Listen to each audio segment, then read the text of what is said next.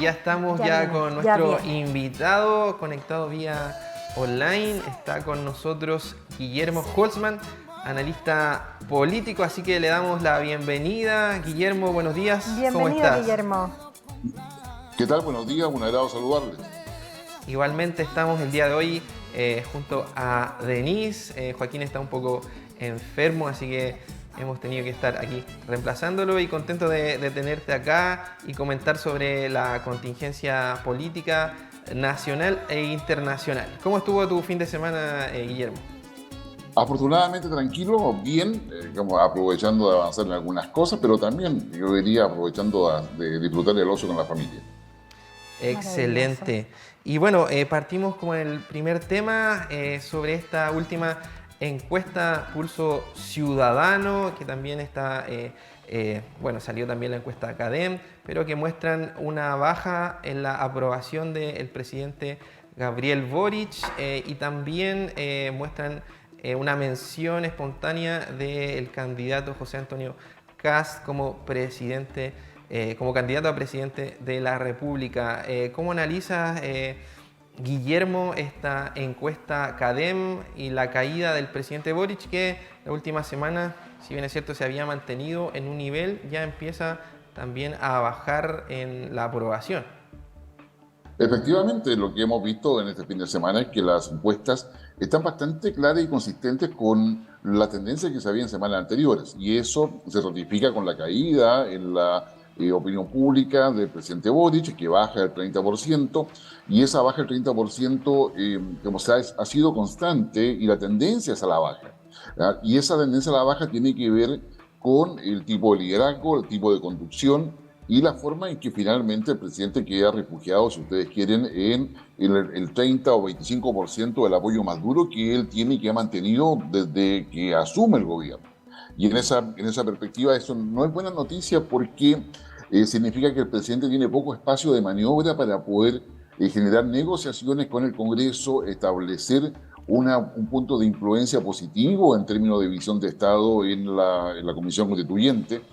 Y obviamente lo deja también en una situación de debilidad al interior de su propia coalición, considerando todos los conflictos que se han generado y se han ido generando y que muchas veces no lo sabemos cómo está en ambiente al interior de Apruebo Dignidad y particularmente el Frente Amplio y específicamente la Revolución Democrática. En ese sentido, Guillermo, como que da la impresión o da la sensación de que las mismas personas del oficialismo y, bueno, personas que votaron por el presidente, digamos, y que están del lado de su partido político, también han tenido como cierta reticencia hoy día, como que han estado como un poco en retroceso con respecto a la aprobación, ¿o no? Efectivamente, yo diría que hay un desencanto de parte de sectores que han ido aumentando al interior de aquellos que votaron al presidente, tanto en primera como segunda vuelta, y que se está traduciendo ya en un sentido crítico a lo que es la gestión del presidente. Mm. Primero, hay que entender que al presidente se le respeta, pero si él no ejerce el liderazgo necesario para colocar orden o darle un sentido, yo diría, transversal al gobierno y credibilidad al gobierno en términos de cómo está haciendo la gestión política, digamos, de este periodo. En definitiva, aquellos independientes que votaron por él o aquellos que se sumaron a la idea de que era posible generar una transformación o incluso una refundación, definitivamente hoy día están en un plano de desconfianza y que significa una falta de credibilidad frente al gobierno. Y eso tiene mucho que ver con el tema de fundaciones, que termina siendo, yo diría, un poco la guinda de la torta y que es mucho más perceptible para toda la población y donde las mismas encuestas señalan de que el problema que se instala en Chile es un tema de corrupción. Y cuando hablamos de corrupción estamos hablando de que el Estado no está haciendo adecuadamente los controles y a su vez también hay una falta ética de quienes toman decisiones dentro del gobierno. Sí, es también, bueno, hacerte también la consulta ya.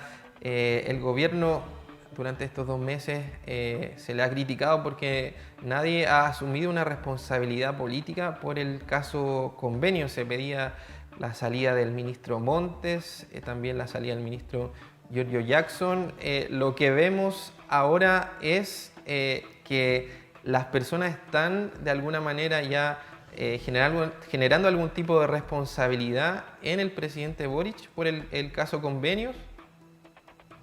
Efectivamente, hay yo diría, una suerte de demanda tanto al interior de quienes apoyan al gobierno, incluyendo algunos sectores de los partidos políticos y movimientos que Sí. están hoy día al lado del presidente Boric, para que haya una responsabilidad política y limpiar un poco lo que es el camino de gestión que el presidente quiere imponer. Y ese nombre se llama Giorgio Jackson. Más allá de que tenga o no tenga responsabilidades, como en todo este proceso de las fundaciones, es evidente que al final del día todos los caminos conducen a Jackson. Entonces, frente a esos temas de tipo político, normalmente lo que se hace es que Jackson, en este caso el ministro que está siendo cuestionado, presenta la renuncia o simplemente el presidente hace un cambio de gabinete. Pero mientras más se mantenga Jackson, yo diría más es el costo político para el presidente. Insisto, independiente de la responsabilidad que pueda tener o no tener Jackson. Entonces yo creo que acá hay un tema de percepción política que está avalado por las encuestas ya durante varias semanas en términos de que el gobierno está en un estado de inamovilidad. Es decir, el presidente inaugura muchas cosas, porque el gobierno igualmente hace cosas, sin embargo, esas cosas no logran trascender adecuadamente en virtud de los conflictos que se mantienen latentes y que son mucho más visibles para la ciudadanía en general. En ese Claro. caso, Guillermo, y considerando también que la Contraloría ha decretado ilegales 29 convenios, que son por un monto de 13.000 millones de pesos, Claro. ¿qué debería hacer el gobierno ya frente a este dictamen que ya se ejecutó y que ya trae claridad sobre lo que se estaba realizando en distintas subsecretarías, en distintos ministerios? ¿Cómo debería ya finalmente reaccionar el gobierno frente a esto? El gobierno requiere una hoja de ruta que sea creíble y eso significa, a mi modo de ver al menos, un cambio de gabinete, pero el cambio de gabinete por sí solo no basta si no hay un acuerdo con la oposición respecto a poder, digamos, optimizar o perfeccionar la legislación que permita los adecuados controles. Es decir, es totalmente inédito que haya 13.000 millones de pesos asociados a fundaciones, y esto según las fuentes de Contraloría que ustedes mismos mencionan, y que no hayan sido ni revisado ex ante, es decir, antes de que se sacaran las plata, donde no hay boleta de garantía y donde no hay evaluación de los trabajos realizados. Entonces, ahí hay una anomalía que en definitiva termina siendo una espada de Damocles para el propio gobierno, que mientras no tenga un cambio de gabinete, no genere un acuerdo político con la oposición. Además, el gobierno tiene que asumir que la oposición igualmente está dividida, entonces tiene que hacer un esfuerzo muy grande para poder generar un acuerdo político. Mientras ese acuerdo político no exista, va a ser muy difícil que la agenda legislativa del gobierno, por ejemplo, la que estaba presentando hoy día Marcel respecto a pacto fiscal en el Congreso, pueda realmente avanzar. Entonces, acá ya no es una piedra en el camino, es una roca en lo que es la gestión de gobierno para el tiempo que le queda. Y eso yo creo que va tomando una crisis que por mucho que el gobierno le ha querido bajar el perfil, en definitiva, hoy día está en un punto donde no solamente está cuestionado el gobierno, se empieza a cuestionar la Contraloría, es decir, se empieza a cuestionar la institucionalidad, y eso es un golpe para el gobierno y para la institucionalidad democrática, y es ahí donde también se requiere una posición que sea proactiva, que sin dejar de ejercer el rol que le corresponde como oposición, también coopere a poder establecer una salida que sea institucional antes de que efectivamente esto se transforme en un gobierno que no tiene ni la capacidad de gobernar ni la credibilidad, y que se hace mucho más grave cuando la oposición igualmente está dividida actualmente. Claro, bueno, en realidad yo creo que ahí en general se ha dado ya un nivel de desconfianza súper importante. Creo que en algún momento con el ministro Marcel como que hubo más confianza en el gobierno, pero lamentablemente ya todo lo que ha ido ocurriendo con el caso Fundaciones, qué sé yo, ha generado un nivel de desconfianza bastante grande, así que es como tú dices, Guillermo, ya no es una piedra en el camino, sino más bien una roca, pero sí también estamos hablando con respecto al conflicto de intereses, ¿cierto?, que terminó por derribar a la subsecretaria de Cultura, que es la Andrea Gutiérrez, ¿verdad? Donde ella dice que fue un error no haberme abstenido. ¿Qué opinas tú ahí? ¿Qué debería hacer el gobierno para poder terminar con esa crisis? ¿Tú crees realmente que acá sería un cambio de gabinete como la solución? Porque realmente al final uno dice, bueno, si es que no es un cambio de gabinete, entonces ¿qué? Porque en el fondo el nivel de desconfianza yo creo que va increciendo con cada cosa que va saliendo en los medios, ¿no? Yo creo que hoy día el cambio de gabinete es una alternativa y una exigencia, y me atrevería a decir un imperativo político de gobernabilidad. Mm, Pero es insuficiente solo un cambio de gabinete si no hay un acuerdo político claro. y un esfuerzo, yo diría, creíble de poder recuperar confianza. Y Mm, para recuperar confianza, el gobierno necesita a la oposición. Y es ahí donde el gobierno debe tener capacidades, y yo creo que al gobierno no le va a gustar, pero requiere a la gente el socialismo democrático para justamente crear los puentes de diálogo y negociación que terminen con una propuesta que efectivamente se aplique, que se devuelva la plata, que los responsables efectivamente, digamos, sean procesados por la justicia y mm. eventualmente condenados, pero donde se requiere, digamos, dar una señal clara de querer recuperar la confianza. Por eso yo diría que hoy día el gobierno está, eh, digamos, en medio de un brete, como se diría antiguamente, en medio de un lío político que está afectando la gobernabilidad del presidente. Y por mucho que haga cosa el gobierno o el presidente realice, como vemos en los medios de comunicación, en las encuestas, ninguna de esas cosas positivas que el gobierno puede demostrar pasa a ser suficiente para poder superar la desconfianza existente actualmente. En consecuencia, sería un error pensar que solamente el cambio de gabinete lo hace viable o hace posible que esto se modifique. Se requiere un elemento de negociación adicional que puede estar asociado a medidas administrativas, cambios en algunas leyes que permitan yo diría, una mejor gestión. Yo no estaría de acuerdo, por ejemplo, en volver a lo que era años antes de que todo se decidía centralizadamente. Recordemos que el tema de las fundaciones surge porque hay una intención de descentralizar la asignación de recursos para hacerlo más rápido en términos del impacto social y positivo que debe tener los sectores más vulnerables o en términos sociales en general.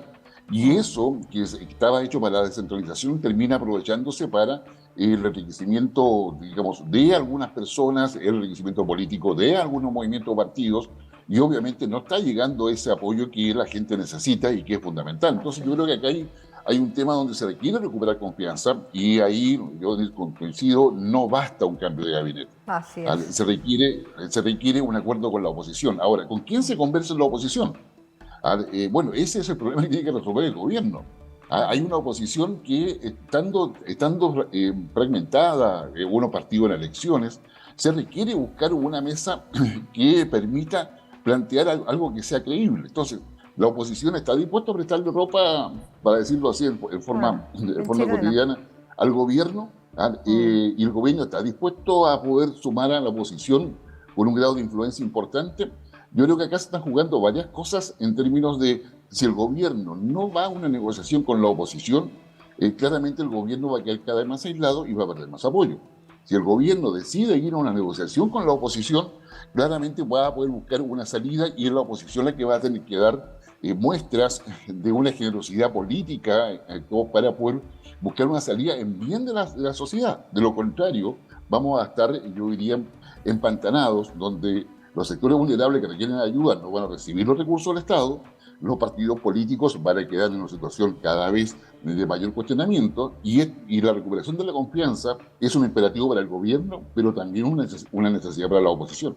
Bueno, así en Así realidad, es. bueno, es una cosa que pasa recurrentemente. Al final, no sé, los fondos no llegan a las personas que realmente finalmente lo necesitan, pero también ligándonos un poco a esto, anclándonos con respecto a lo que es la confianza, vamos a nuestro tema, que es el tema de Colombia, ¿verdad? Que es realmente Sí, yo antes importante. igual ¿Sí? quería, ahí antes de entrar a Colombia, bueno, yo quería preguntarle a Guillermo en ese sentido, el viernes se mostró, bueno, la renuncia de la subsecretaria de Cultura, Andrea Gutiérrez, como mencionaba Denise. Ella alega también que ella no fue un error de no haberse abstenido. El ministro también Cordero de Justicia también de alguna manera dice que fue un error básico de la administración. ¿Te parecen creíbles esas declaraciones, Guillermo? O sea, más que quizás o no creíble, es insuficiente. Es decir, es evidente que cuando tú asumes un puesto de esa naturaleza, que está en el segundo o tercer nivel del Estado, tienes claro los imperativos éticos que están alrededor de la función pública que vas a desarrollar. En consecuencia, y más allá de que sea verdad o no, de que ella cometió un error y que fue involuntario o no imaginó lo que podía pasar, bueno, eso es falta de experiencia política y malos asesores. O sea, porque si ella no tiene experiencia política, hay asesores y hay personas dentro de los ministerios que conocen bien, digamos, lo que significa el estar participando en una actividad donde debió haberse abstenido. Y ese tema ético, que para el gobierno lo quiere colocar en una zona gris, no, si no está tan claro. La verdad es que cuando eres autoridad, eso es muy claro. Es decir, no te puedes tener conflictos de intereses, y esos conflictos de intereses, bueno, llevan a que finalmente renuncie y renuncie de una mala forma, porque termina siendo cuestionada, coopera a la desconfianza que hay en el gobierno, y en definitiva, o sea, es un golpe a todo lo que es el movimiento político al cual ella pertenece. En consecuencia, yo diría que cometió un error. Ya hoy día el gobierno no puede plantear de que la inexperiencia es la justificación de sus actos. Así es. Así es, y bueno, y también en la encuesta Pulso Ciudadano se hace mención a José Antonio Kast como el candidato que nace espontáneo a ser, entre comillas, presidente de la República. ¿Cómo tú ves la figura de José Antonio Kast? También considerando que el Partido Republicano es uno de los más reconocidos, pero también se siente que hay, como tú mencionabas, alguna fragmentación en los partidos de derecha. También yo pienso hay un tope ahí en el porcentaje de los que apoyan a republicanos. Y por otro lado también hace una semana Axel Kaiser, si no me equivoco, también hace mención de que José Antonio Kast de alguna manera está sobreestimando su potencial, el potencial del Partido Republicano. ¿Cómo lo ves tú, A Guillermo? ver, yo diría que José Antonio Kast se consolida como un líder dentro del país a raíz de la ausencia de liderazgo tanto de la centro-derecha, llámese Chile Vamos con Evópolis, Renovación Nacional, la UDI, y la carencia de liderazgo al interior del gobierno. En el gobierno, el único líder que está, yo diría, instalado institucionalmente es Gabriel Boric. Entonces, hoy día en Chile hay una crisis de liderazgo, y esa crisis de liderazgo pasa a ser, yo diría, reemplazada por el perfil, por la manera en que José Antonio Kast plantea sus posiciones, que es muy coherente para enfrentar al comunismo, coherente para enfrentar a la derecha tradicional. Él representa una derecha conservadora, pero sin embargo logra generar algo que es importante, que es la coherencia y la credibilidad. Tú puedes estar o no de acuerdo con José Antonio Kast, pero él no te cambia el discurso cada vez que habla. Así es. Tiene claridad respecto a temas valóricos. Puedes tú estar o no de acuerdo con él, pero también te respeta tu posición. Y esos elementos hacen que José Antonio Kast se esté transformando, yo diría, construyendo, mejor dicho, un liderazgo político que es reconocido por la encuesta. Ahora entendamos que estamos casi a 2 años de las elecciones presidenciales, y entre medio tenemos las municipales, las municipales y regionales. Por lo tanto, José Antonio Kast hoy día tiene varios desafíos. Yo creo que el más importante es poder consolidar su partido político aprovechando este apoyo que tiene, y esa consolidación debería reflejarse en las próximas elecciones regionales y comunales, donde se elige gobernador, alcalde, concejales. Entonces, y core, miembro del gobierno regional. Entonces, yo creo que acá, José Antonio Kast, yo creo que está muy consciente de que la votación obtenida en la elección de consejeros constitucionales, si bien es cierto, es un reconocimiento a la falta de liderazgo y a la claridad de sus posiciones, también es cierto de que no tiene efectivamente todo el apoyo que las encuestas dicen o que la votación le dio. Tiene que ser capaz de consolidarlo. Yo creo que el Partido Republicano va a tener que resolver problemas internos. Recordemos que ahí hay liberales y conservadores, por una parte, a personas que tienen una posición mucho más dura en lo valórico, mucho más abierta en lo político, y creo que ahí hay un tema. La cuestión es que el liderazgo de José Antonio Kast hoy día es el más visible porque hay una carencia de liderazgos. Y en esa perspectiva yo creo que hay que evaluar lo que es el posicionamiento de José Antonio Kast y ver cómo le va en la próxima elección antes de pensar si acaso puede o no volver a ser candidato presidencial. Así es. Bueno, ahora sí nos vamos de lleno entonces a Colombia. Mira, que he visto, porque en el fondo, como hablábamos de confianzas, el tema acá del hijo del presidente Gustavo Petro, que está investigado por el lavado de dinero, ¿qué opinas tú? Porque esto, ¿cómo afecta al presidente? O sea, le afecta directamente porque su hijo, si bien es cierto, habían estado alejados, fue un compañero de fórmula, o sea, un compañero de gestión cuando él fue alcalde de Bogotá. En definitiva, bueno, quizás ya apliquemos lo que acá en Chile se dice, ¿no es cierto? Tú escoges a tu amigo, pero no a tu familia. Claro. ¿Vale? Y el hijo Gustavo Petro, en definitiva, cuando el papá asume la presidencia, empieza a hacer, a querer tomar un nuevo protagonismo político y ya venía con antecedentes respecto a un comportamiento delictual y no ético en términos de drogas, en términos de varias otras cosas más que ya estaban establecidas y que en más de alguna oportunidad el propio Petro, cuando